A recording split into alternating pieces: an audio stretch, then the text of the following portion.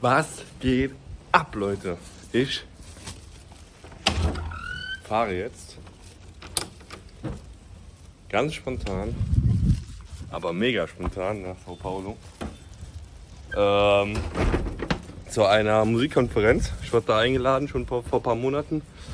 Jetzt habe ich nochmal mit dem David gesprochen und der meinte, ja, die findet eigentlich schon heute statt und morgen.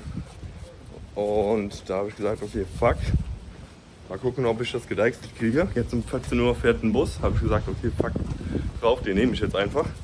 Habe schnell meine Sachen zusammengepackt und mache mich jetzt auf den Weg zum Busbahnhof und dann geht's ab nach Sao Paulo. Crazy, genau der Scheiß, den liebe ich. Die spontanen Dinger in einem Land, das man nicht kennt. Bus fahren, schön 7 Stunden, keine Ahnung wie, aber ich werde es tun.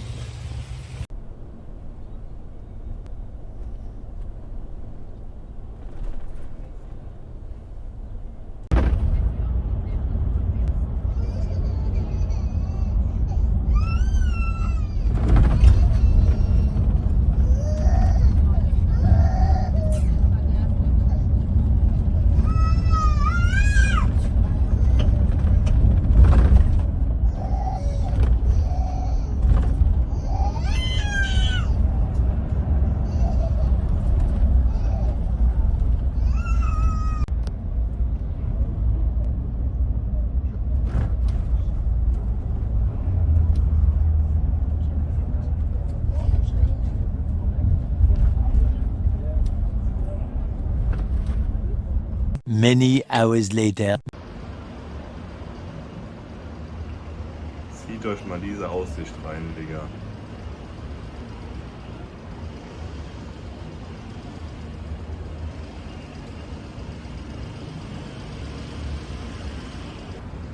Das ist Sao Caralho Porra Paulo.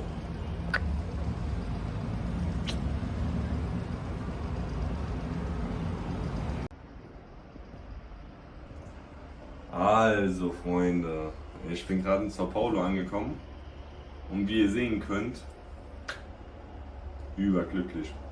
Der erste Eindruck, magisch, eine magische Stadt. Rio ist alles so ein bisschen verwinkelt und labyrinthmäßig, sehr viele Ecken und Corner und du weißt nicht so ganz, alles fühlt sich so ein bisschen eng und eingedrückt und hier ist alles weit, offen, du fühlst dich willkommen, die Straßen sind sauber. Viele Parks, so ein bisschen tatsächlich Berlin-Vibes, würde ich sagen. Oder was heißt Berlin-Vibes? Eher europäische Großstadt-Vibes. Rio ist ganz anders. Ich mag es hier, was ich bis jetzt gesehen habe. Auf jeden Fall der erste Eindruck ist geiler und ich mag es jetzt eigentlich schon mehr als Rio. Ist interessant. Damn, ich bin ein bisschen überwältigt. Que isso, caralho, genau so wollen wir das. Die Brasilianer sparen auf jeden Fall nicht an Willkommensgeschenken. Du hast einen guten Wein, du hast 2 Espresso-Kapseln, natürlich immer was zu naschen, immer Naschbonbons am Start, Brasilianer.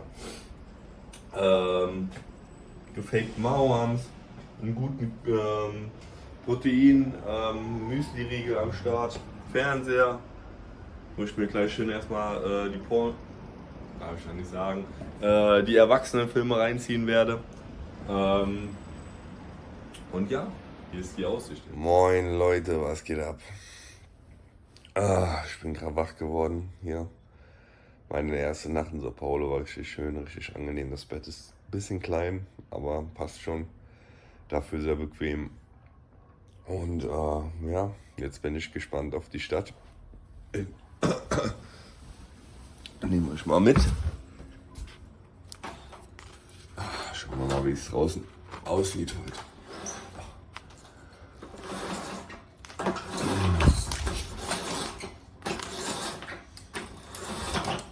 Tada! Damn! Que gostoso! Que bonito, né?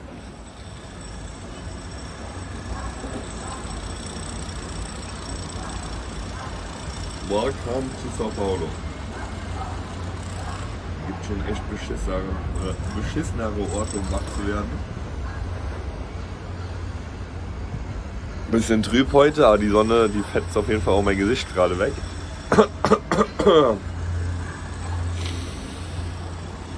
Ja. Ich freue mich echt hier zu sein. Und ja, ich habe mich auf jeden Fall nochmal ein bisschen schlau gemacht. Die Metropolregion Sao Paulo hat nämlich, also als Einzugsgebiet irgendwie 20 Millionen Einwohner. Das ist schon echt geisteskrank ist, gell? Das ist halt einfach auch dann ein Viertel von ganz Deutschland, beziehungsweise auch ein Zehntel von ganz Brasilien. Ja, ist schon crazy, die Stadt auf jeden Fall. Ich weiß gar nicht, auf jeden Fall einer der Top 5 Städte der Welt, glaube ich auch. Was jetzt Einwohneranzahl und Größe angeht. Ja, also es gibt einiges zu exploren hier. Wir gehen rein. So, dann checken wir mal das Interieur ab hier. Woran müsste man denn nicht genau? Haben wir doch den Wasserkocher hier. Alles am Start. Damit man sich jetzt hier auch schön am frühen Morgen direkt das Heißgetränk hinter die Binde kippen kann. Ja, ich werde gleich auf jeden Fall auch mal die Sauna, beziehungsweise Sauna nicht, Pool und Gym-Gelegenheiten hier abchecken im Hotel. Das ist nämlich ein Apart-Hotel, wie ihr unschwer verkennen könnt. Und genau, die haben sich erstens ein Gym, was mal wieder Zeit wird bei mir. Ich immer nur Outdoor-Gym mache, Athletics. Und zweitens,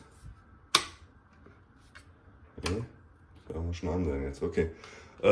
Und zweitens haben die ein Rooftop-Pool, der natürlich abgecheckt werden muss. Aqui é a piscina, né? Que isso. Obrigado. Wait. Então.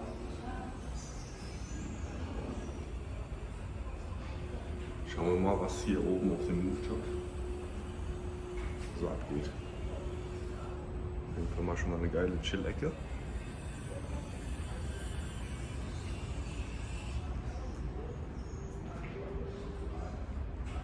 Und noch ein anderer Influencer. Bom dia. Você fazia TikTok? Oi? Você fazia TikTok? TikTok? YouTube? Tá bom. Instagram? Ah, tá bom.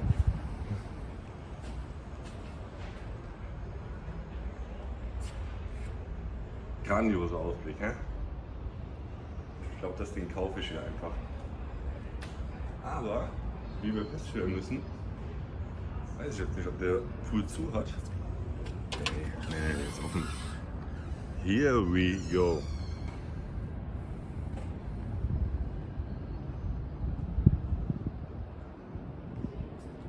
Und da hinten haben wir schön die Sauna. Das heißt, du kannst direkt aus dem Pool in die Sauna jumpen. Ah, that's the life. That's the life you want. Ich schwör's dir. Ich glaube, ich hau hier nicht mehr ab. Das war's. Ende Gelände. Ich bleib hier. Ich werde keinen Meter mehr aus diesem Gebäude herausbewegen. Das ist einfach nur eine fucking Rooftop-Sauna hier, Digga. Was geht denn ab? Crazy. Und ja, am Ende des Tages zahle ich jetzt hier 80 € für 2 Nächte.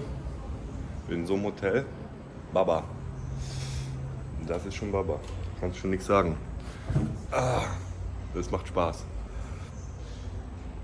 Jetzt will nur mal schauen, was wir hier noch alles erleben können. Gleich gehe ich mal runter ins Gym und schaue mal mir da die Lage an.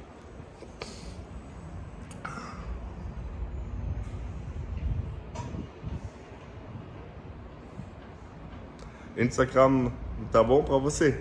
É?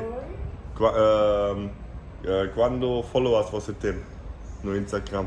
30 mil. 30 mil? Isso. Oh, que isso? Qual é esse nome? É Josiele de Souza. Josiele de Souza. No Instagram também? Isso. Ah, tá bom. Perfeito. Então, follow Joeli de Souza, né? Isso. É. E o seu nome, qual é? Marquinhos. Marquinhos, é. Mas no Instagram, Marcos Marcos. Marcos? Marcos, é. Ah, muito prazer em conhecê-lo. Prazer, é. Não tem muitas followers, mas eu comecei como YouTube agora. Ah, você é youtuber? É. Muito bom. Qual é seu canal do YouTube? Gringo do Brasil. Gringo do Brasil? Gringo do Brasil. Ixi, vou me inscrever no seu canal. Obrigado. Você vai aqui para visitar, para viagem ou para business? É, visitação. Visitar. Mesmo. Você é nascido? Oi? Onde você é nascido? Piauí. Não moro aqui em São Paulo. Ok, isso é onde? É outro estado daqui próximo. Ok, como norte? Ou Nordeste. nordeste, ok, tá bom. Isso é uma cidade que eu quero visitar também, como Porto Seguro, Bahia, Fortaleza. Isso é minha próxima visita. Fortaleza. Eu escutei muita conversas bonitas de Fortaleza. Então, follow her. Vai. Bora. So. Das ist endlich mal ein Fitnessstudio, was man hier benutzen kann. Draußen natürlich für mich immer important die Calisthenics Area. So eine Kaffeemaschine da, Gymnastikbälle, Matten, Hantelbänke, Kurzhanteln, alles was das Herz begehrt. Da wächst mein Bizeps schon ohne getrainiert zu haben.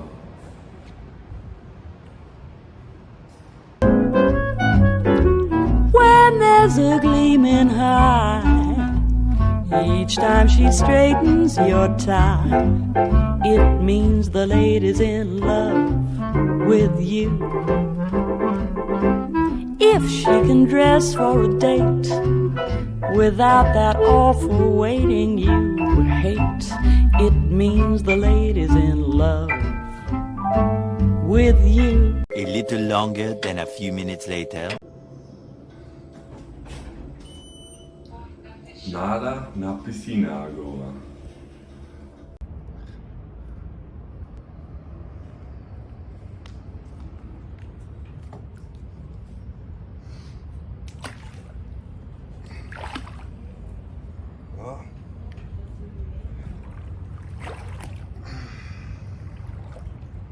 Ist fresh auf jeden Fall. Ist fresh, kann man machen. Fühlt sich gut an. Und natürlich fühlt sich super an. Und natürlich bei diesem Ausblick, ja, was willst du da sagen? Da kann es sich ja nur geil anfühlen.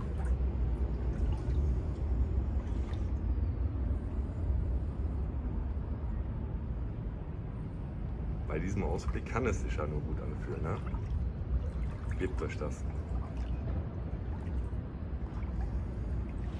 Auch vom zweiten Eindruck her finde ich es hier 10-mal geiler als in Rio. Wo gehen wir jetzt gerade hin? Wir gehen zur Brazil Music Summit. Das ist eine Konferenz hier in Brasilien, Musikkonferenz. Da treffen wir den David, unseren Music Supervisor hier für Brasilien von Fiala. Und ja, schauen wir einfach mal, was für interessante Menschen wir da treffen, neben dem David. Natürlich auch einige Musiker da, einige Artists, Indie-Labels, mit denen wir uns connecten können.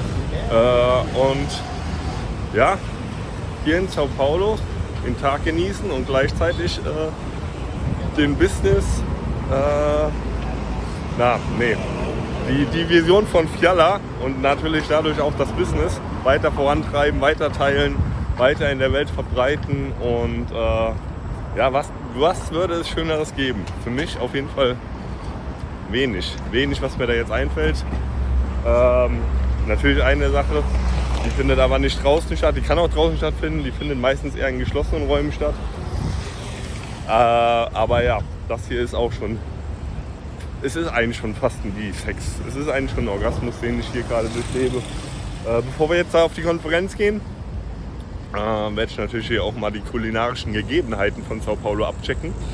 Und hier eine Kleinigkeit frühstücken in der Pandaria. Und ja, dann werde ich mich gleich nochmal melden bei euch, wie immer. Ist das herrlich! Also ich bin jetzt hier in der Pandaria Palma d'Oro und die haben hier auch eine Auswahl alter Falter. Fühlst du dich wie ein König? Gibt es das? Abchecken Palma d'Oro in Sao Paulo. Da werdet ihr auf jeden Fall glücklich werden, wenn ihr auf gutes Frühstück steht.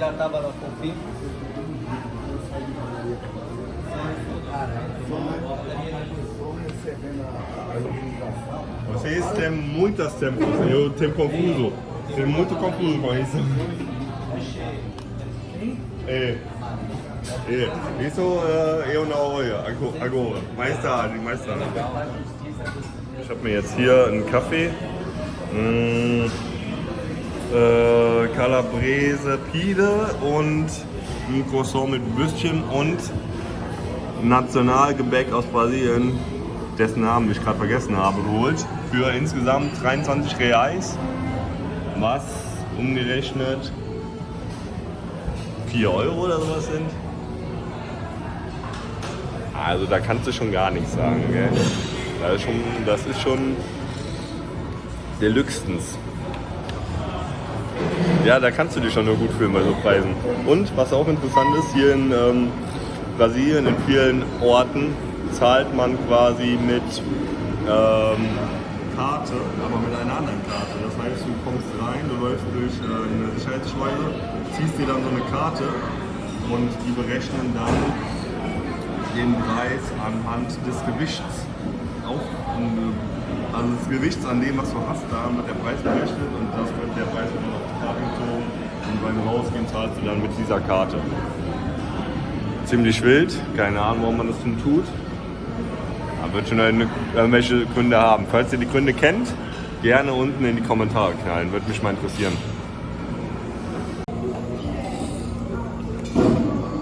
Jetzt bin ich mal gespannt, wie das schmeckt. Ich denke die ganze Zeit, das würde wahrscheinlich irgendwie wie Rocher schmecken. Aber wahrscheinlich wird es ganz anders sein. Ich weiß nur, dass es ein bisschen cremig ist. Nicht fest. Deswegen, ich bin gespannt.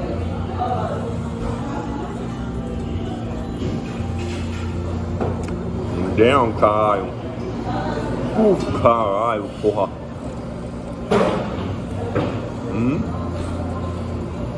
Schmeckt wie ein Brownie.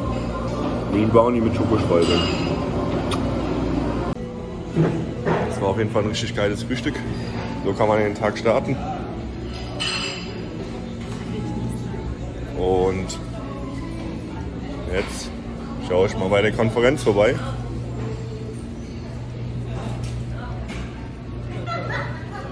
Und zieh mir rein, was da so abgeht. Ich habe auf jeden Fall richtig Bock. Am Ende komme ich ja nochmal wieder. Oi. Tudo jóia. 40 reais. 40? Sério? Ah, café, né? Café tem 30. Ah, ok, tá bom. Porque eu acho que tenho 26, então 40. Diferente.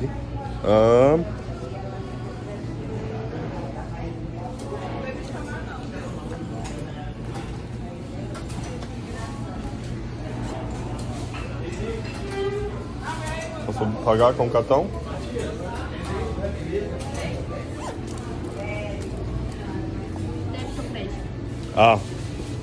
Não, ok. Tem aqui. Janeiro. Eu acho como tem mais dinheiro onde. Obrigado. Ciao.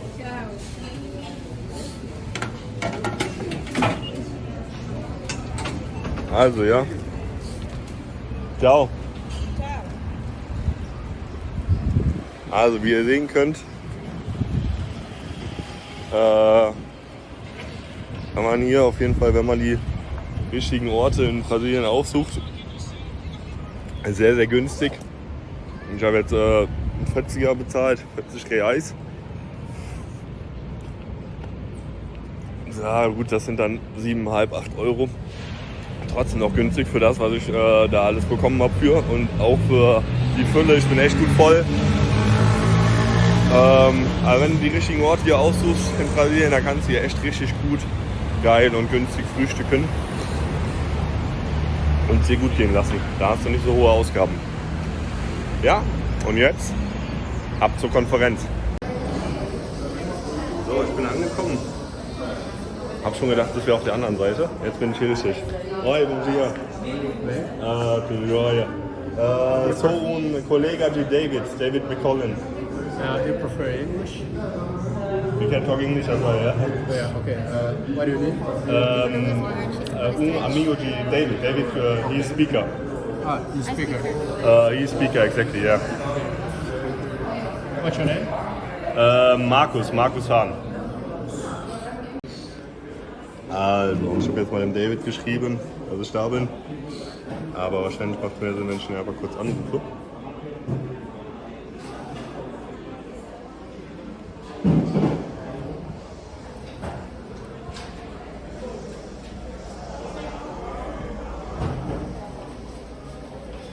Kleines Event auf jeden Fall, aber wahrscheinlich umso cooler. Kleine Events sind immer die guten. Oi, David, eu tô aqui.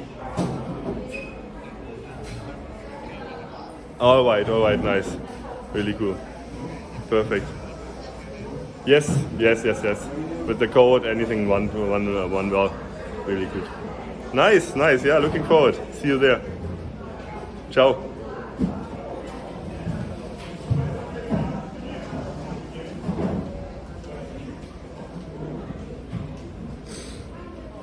Yes, 15 Minuten, dann ist der David da. Und ja, schauen wir uns einfach mal erstmal hier um in der Zeit.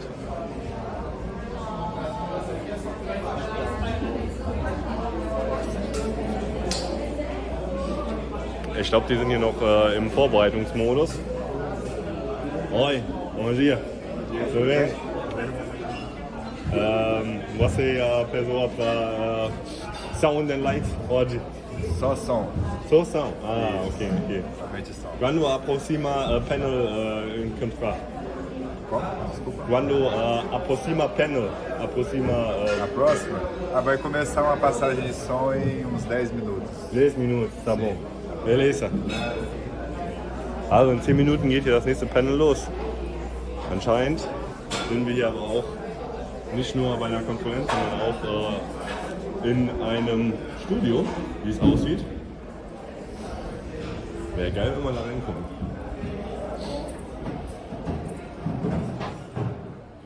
Sie, hier kommen wir sogar. Oi, bom dia. Hi. Tudo bem? Bom dia. Ah. Tudo bem? Um estúdio muito legal. Muito bom. Muito boa, né? Você viu ali, ó? Lá dentro. Ah, é? A mesa. Tá bom? Acho que ali a técnica Sério? tá fechada. Ah, você visitar também? Acho que tá fechada. Fechada. Fechada, né? Lá? Ali eu acho que também, acredito. Acho que essas duas partes eu acho que é só com o técnico. Ah, okay. Tá bom, tá bom. Also Leute, das Equipment ist gut, auf jeden Fall. Ungefähr dasselbe, was wir in der SAE auch hatten. Also Brasilianer wissen auf jeden Fall Bescheid, wie man sich gutes Equipment besorgt und wie man ein Studio geil einrichtet. Wie ich gerade herausgefunden habe, sind wir in den Red Bull Studios von Sao Paulo. Ja, deswegen ist das Equipment hier auch so geil, weil die natürlich auch echt ein bisschen Kohle dahinter steckt. Also, Jürgen, wenn du das siehst, komm rum. machen wir ein bisschen Mucke für deine Nach-Fußballzeit. Ich weiß auf jeden Fall nicht, was passiert ist, aber ich wach geworden bin und dann noch alles cool.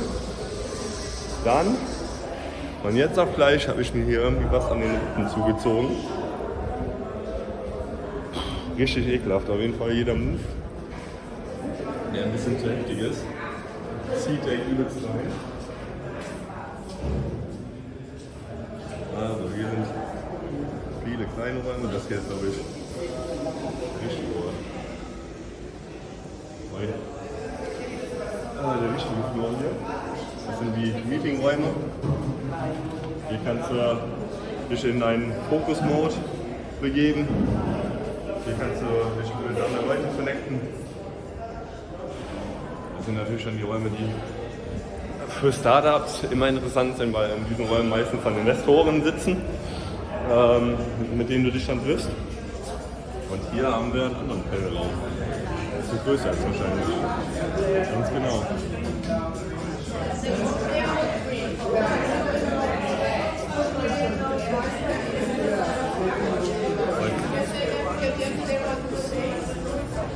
Und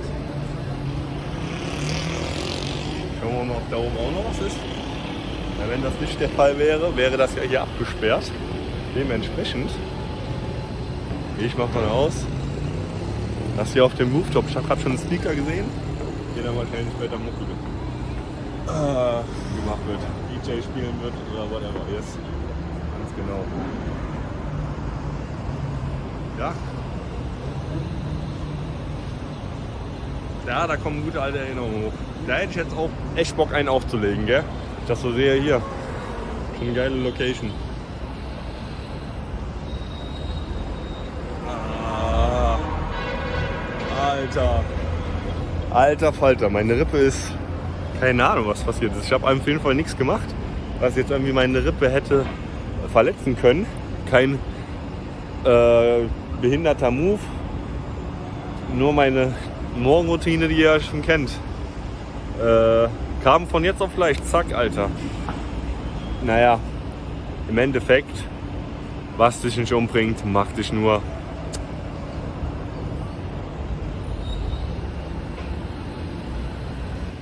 Mal eine kurze Kaffeepause eingelegt. Ja, ist interessant. Konferenzen, die ich kenne aus Europa, da ist ständig Harry, ständig sind irgendwelche Panels, fließende Übergänge. Die Konferenz läuft hier schon seit 3 Stunden.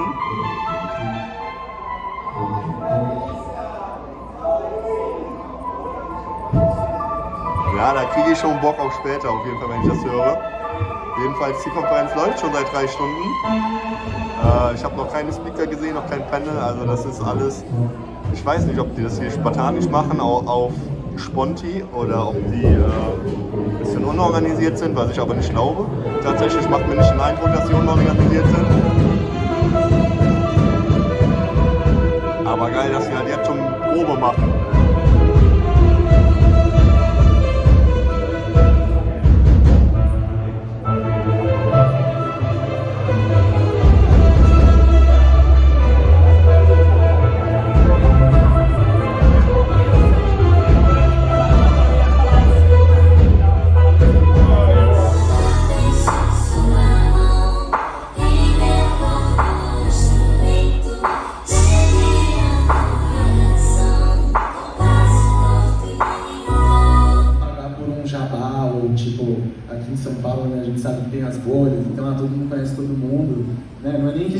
Mas é que aí é mais fácil. E eu sempre uso o exemplo de uma artista, né, do interior da Paraíba. Wie ihr sehen könnt, ich bin hier gerade auf einem sehr interessanten Panel, wo es um Superfans geht, was natürlich genau mein Thema ist. Und die erklären ein bisschen, wie Superfans sich in Brasilien verhalten, weil brasilianische Musik von den Brasilianern nochmal ein bisschen anders wahrgenommen wird. Und wie ihr auch sehen könnt, was ich sehr interessant finde, ist, dass wir hier noch Übersetzer haben für Taubstumme. Und das schon eine interessante Sache ist, weil wir befinden uns hier auf einer Musikkonferenz, wo Musikthemen besprochen werden. Und wie wird Musik normalerweise wahrgenommen? Dementsprechend finde ich es super geil, dass die dann noch da einen Übersetzer für Taube mit dabei haben. Ich weiß ja nicht, wie viele Leute, die taub sind, auf so eine Konferenz gehen. Aber hey, das ist halt der Charme an Brasilien. Mein Kollege David hat auch gerade ein Panel. Schauen wir da auch mal gerade rein. Mas o programa da rádio dele, como fala, syndicated. O programa vai para mais 50 rádios. Como é o nome? O Delhi Transglobal World Music Charts, tá? que é totalmente digital. Bei ihm geht es darum, wie man Musik in internationalen Radiostationen platziert. Auch ziemlich cool. Das ist nämlich sein Themengebiet, das ist seine Ecke. Und ja, jetzt gebe ich mir auf jeden Fall wieder das Superfan-Panel und versuche zu verstehen, was die gute Dame uns da erzählen will. Obrigado a todos vocês.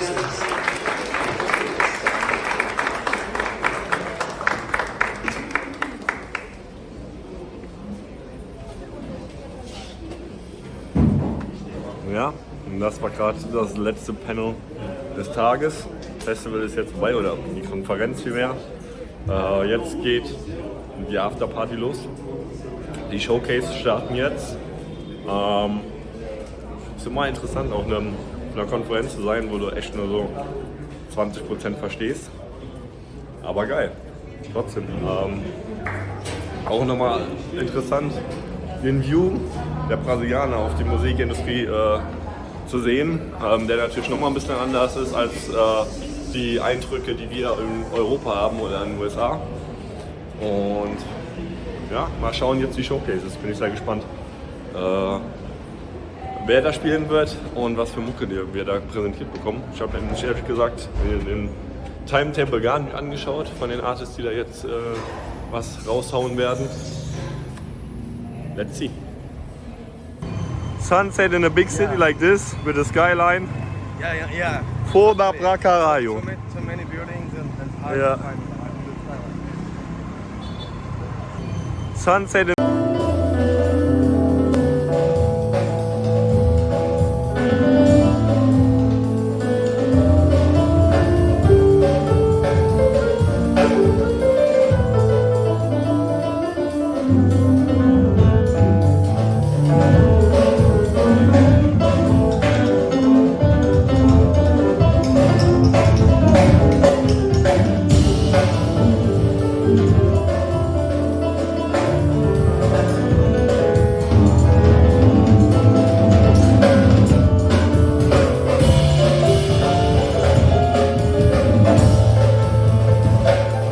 There's going to be blessings, there's going to be miracles, there's going to be opportunities. Oh yes, there's going to be some struggles, there's going to be some challenges, there's going to be some tests. But even the struggles are an opportunity for me to show off the victory if my mind can handle the change. Que isso, caralho. Wie ihr seht, manchmal fügt sich alles zusammen. Ich bin gerade raus von der Konferenz, denn jetzt muss ich endlich mal den ersten Vlog fertig editieren. Ich mache das mit Canva, das sollte ich in Zukunft ändern, weil erstens, mein MacBook ist aus der Steinzeit, also nicht mehr der schnellste, und zweitens ist Canva zum Editieren echt abgefuckt. Deswegen werde ich das Ding jetzt fertig machen und dann raushauen. Ja, die Showcases waren echt cool, wie ihr auch sehen könnt in den Videos. Hab mich dann auch tatsächlich bei den Act nicht lumpen lassen, und ihr wisst, Artists werden immer supported, deswegen habe ich mir hier schön auch die 2 Vinyls von denen zugelegt. 30 € ist vollkommen in Ordnung, und das sind nämlich 10.000 Streams auf Spotify oder halt 2 Vinyls, und da sage ich dann lieber, okay, kaufe ich die, und im Endeffekt habe ich denen gerade 10.000 Streams auf Spotify gekauft. Und deswegen finde ich dann immer cool. Ja, auf jeden Fall. Ich kann euch sagen, das Leben ist manchmal echt verrückt. Ich habe vor ein paar Jahren, wo ich noch in Berlin gelebt habe, ziemlichen Stress mit einer Alten gehabt, weil wir das zusammen hatten, uns öfter getroffen haben und die ein bisschen durchgeknallt ist, ein bisschen bipolar war. Am Ende war das auf jeden Fall auch die, da habe ich noch studiert zu der Zeit an der SAE, das war auf jeden Fall auch die, das war auf jeden Fall auch die Universitätspussy. Und ja, ziemlich viel Stress gehabt, fast von der Uni geflogen wegen der. Ja, und jetzt ratet mal, wen ich hier am anderen Ende der Welt in Sao Paulo auf der Konferenz wieder getroffen habe. Geisteskrank. Und irgendwie, ich weiß, das sollte ich nicht fühlen, aber vielleicht auch doch, war schon ein bisschen Schadenfreude dabei zu sehen, dass sie sich super unwohl gefühlt hat, als sie mich gesehen hat. Und ja, deswegen, manchmal schließt sich der Kreis auf einer Ebene, wo du es dir nicht vorstellen kannst. In diesem Sinne, zum Independence Day 9/11 heute hat es dann auch in gewisser Weise einen Anschlag gegeben. Okay Leute, also wir sind immer noch in Sao Paulo. Wir müssen nur jetzt leider aus diesem wunderbaren Hotel hier auschecken. Aber vorher nehme ich natürlich noch hier die Rooftop-Angelegenheiten mit und werde noch ein bisschen arbeiten für euch. Und noch ein bisschen was zusammen meditieren. Hier oben lässt sich auf jeden Fall gut leben und arbeiten, das kann ich euch versprechen. Ich bin jetzt bei meiner neuen Unterkunft angekommen, muss aber jetzt noch 2 Stunden warten, bis ich da einchecken kann. Und deswegen bin ich jetzt hier nebenan in so eine Bar gegangen und ja, gönn mir hier, weil ich mir dachte, so, wie kann man die Zeit denn besser überbrücken als mit einem guten Caipirinha. Das ist mein erster hier in Sao Paulo und jetzt mal schauen, wie der schmeckt. Ah? Forte, muito forte. Strong. Genauso wie das sein muss. Also jetzt, der Caipi schmeckt echt geil. Ist stark und schmeckt trotzdem gut nach Limette, ein bisschen Zucker und den Cachaça schmeckt man auch raus. Also ich bin jetzt im Uber und fahre nach Praça. ¿Cómo se llama el lugar a gente vai? Braço. Vila Mandela, né? Alto do Pinheiro, você colocou. Tá certo? Eu só quero vai no Vila Mandela, né? Madalena, Vila Magdalena, exatamente. Porque eu quero vai para jogo de futebol. Eles fazem agora, talvez. Eu pergunto, mais ou menos, né? Eu pergunto a ChatGPT para onde vai para futebol agora, onde tem muito divertido. O ChatGPT resposta vai no Vila Magdalena.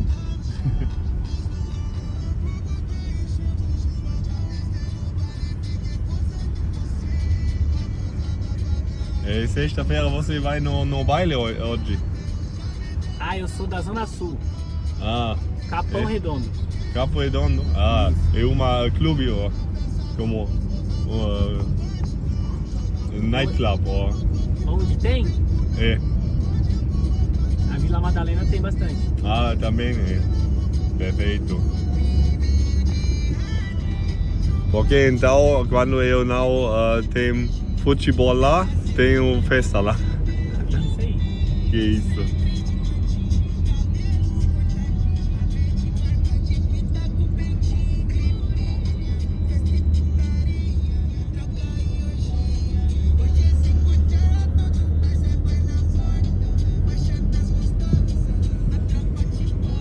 Mas oggi, quando aqui não tem sol, muito frio, né? É.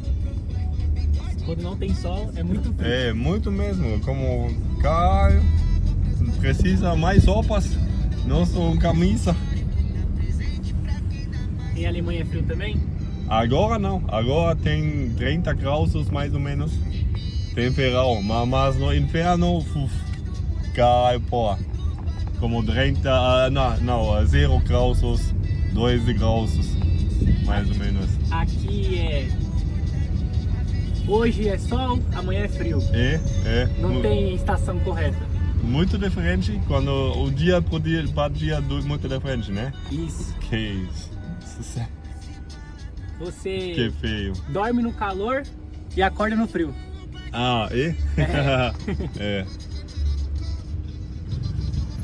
Ja, na Alemanha a gente tem mais ou menos isso coisa também, mas não muito. A gente sabe quando tem frio e quando tem quente. Aqui agora é verão e inverno meio, né? É. Mais ou menos, é. Also Leute, auch hier in Brasilien frieren die Leute manchmal und der Temperatursprung ist krass, wie wir das bei uns auch kennen. Ja, nur 0 Grad, das kennen die nicht. Das ist, glaube ich, für die Next Level Shit. Beziehungsweise da würden die, glaube ich, echt gerade ihre Koffer packen. Die kommen aus dem Flieger raus, führen die 2 Grad und gehen rückwärts direkt wieder rein. Was geht ab? Wir hatten gerade eine sehr coole Überfahrt mit dem Victor. Chilliger Dude auf jeden Fall. Haben uns über Fußball unterhalten, Caipirinhas, dass die Cariocas immer gewinnen wollen und die Gringos abziehen. Hier in Sao Paulo passiert das nämlich nicht.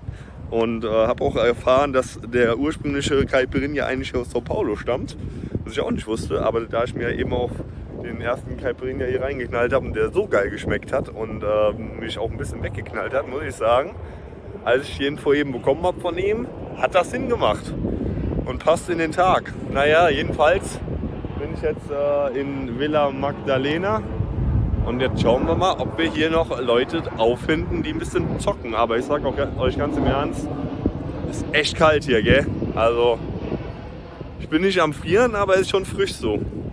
Und deswegen bin ich auch. Deswegen kann ich mir nicht vorstellen, ich hoffe, ihr hört mich gut. Ich kann mir auf jeden Fall nicht vorstellen, dass ich hier noch irgendwie was finde. Welche Leute, die irgendwie Fußball zocken oder so. Aber trotzdem, ich gebe mein Bestes, ich gebe die Hoffnung nicht auf und suche weiter. Bei der Gelegenheit kann ich euch auf jeden Fall auch nur nochmal die wunderschöne Skyline von Sao Paulo zeigen.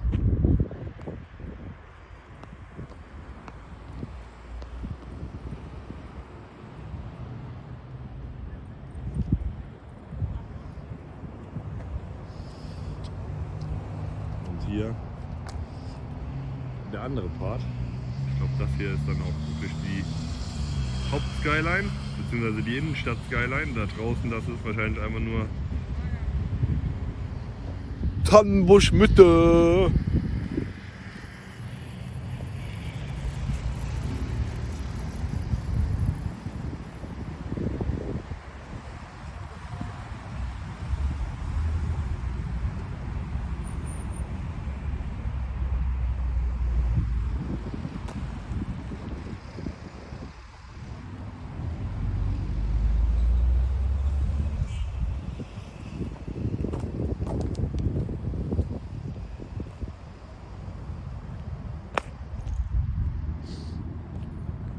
Ja, es ist super still hier, es ist super ruhig, aber natürlich auch hier das Outdoor-Gym, man sieht es nur leider gerade nicht, darf nicht fehlen.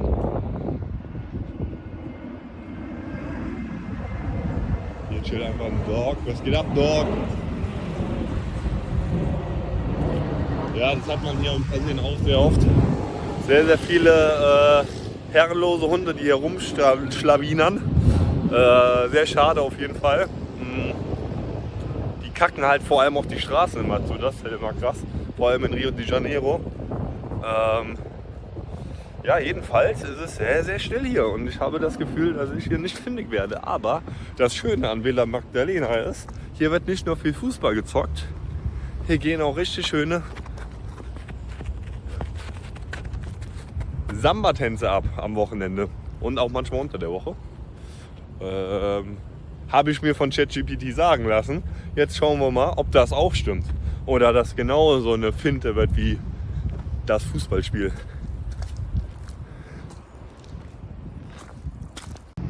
Der Vibe hier ist auf jeden Fall krass.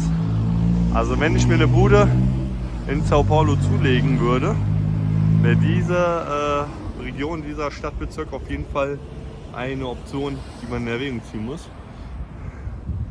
Denn wie ihr seht, man hat hier eine geile Sicht auf Sao Paulo. Aber dann halt auch ein ziemlich gemütliches vorstadtmäßiges Viertel, in dem man dann wohnen würde. Ich führe hier mal ein bisschen rum durch die Gegend, die ich nicht kenne. Und Ding Dong! Hallo!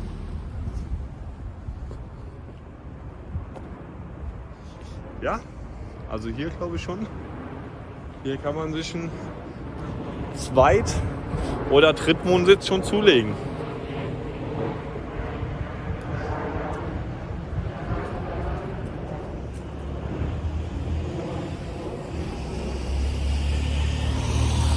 Also ich habe zumindest den Fußballplatz gefunden, der aber erstens kein Flutlicht hat und zweitens nicht bespült wird. Schade, schade. Es war ein Versuch wert. Hätte echt Bock gehabt mit den Jungs mal ein bisschen das 7:1 nachzuzocken. Aber gut, dann schauen wir einfach ein bisschen Fußball hier. Wer spielt denn? Kobe Bryant gegen Kasvak. Was?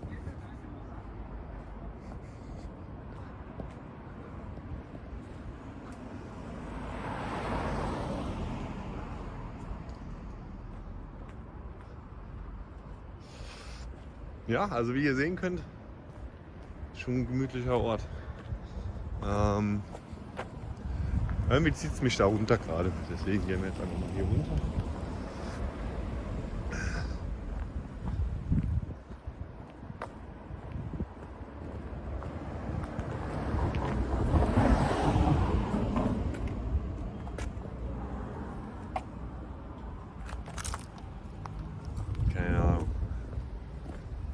Irgendwie habe ich das Gefühl gehabt, dass dieser Baumstamm eigenartig aussieht.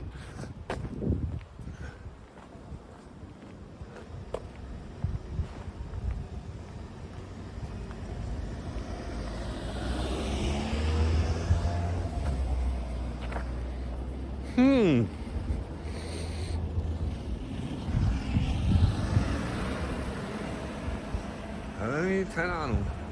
Also für eine 20-Millionen-Stadt am Freitagabend ist das hier schon verdächtig ruhig, muss ich sagen.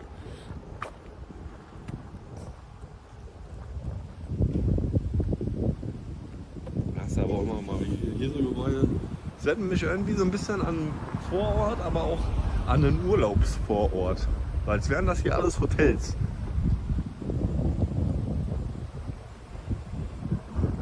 Hier sowas.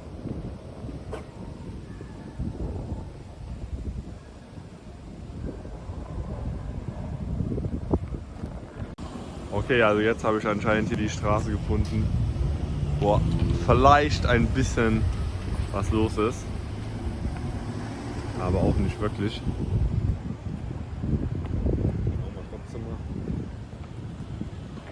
Also wirklich das meiste, was hier abgeht, sind dann tatsächlich noch die Menschen an der Bushaltestelle.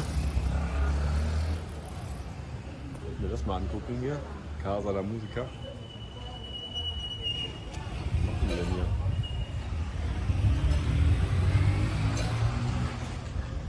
Keine Ahnung.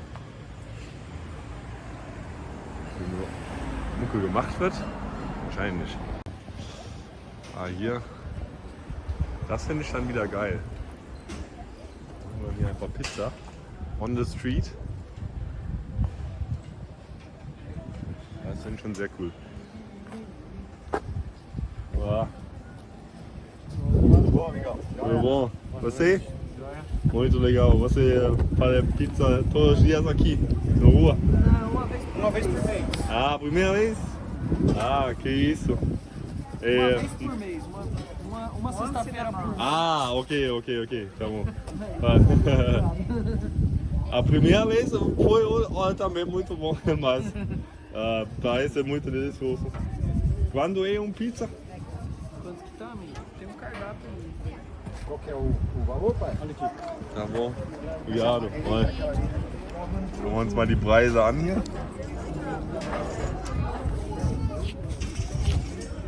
Also 68 Reais pro Pizza. Ist schon ein guter Preis auf jeden Fall, aber dafür, dass sie die hier im Steinofen machen, glaube ich, ist das fair. Tá bom, obrigado. Tradicional. Wie ihr sehen könnt, auch viele Leute, die sich das gönnen. Glaube ich, was hier ist ein gefragtes Ding.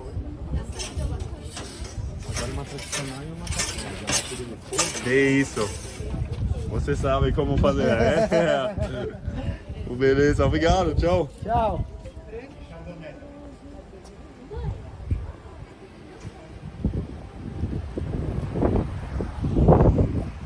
Ja. 68 Reais, 10er, 12 Euro, roundabout. Ja, ich habe halt eben schon gegessen, ne? Sonst hätte ich mir das Fleisch noch gegönnt tatsächlich. Auch einfach um den Vibe hier mitzunehmen von der Street Pizza.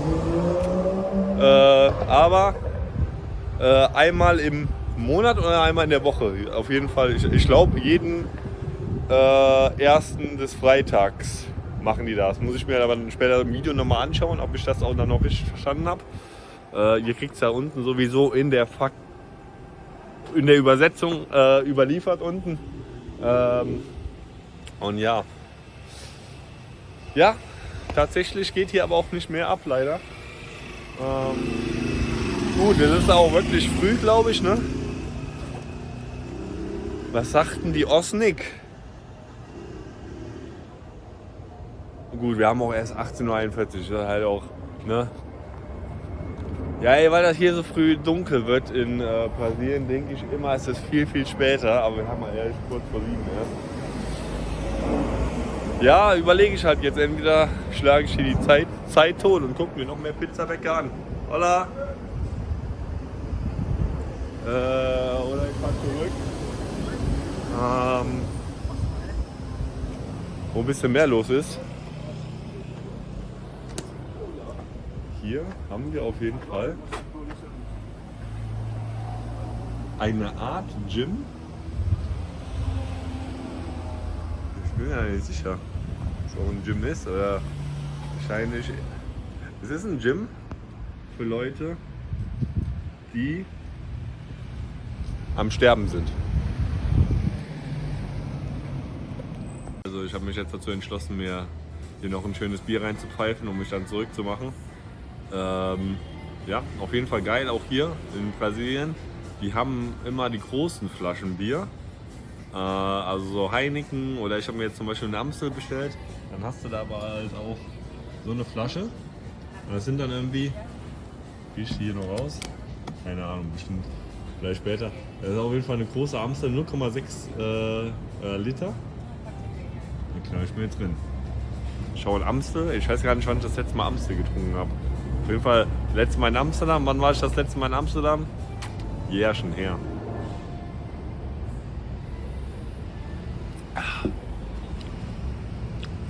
Tá bom.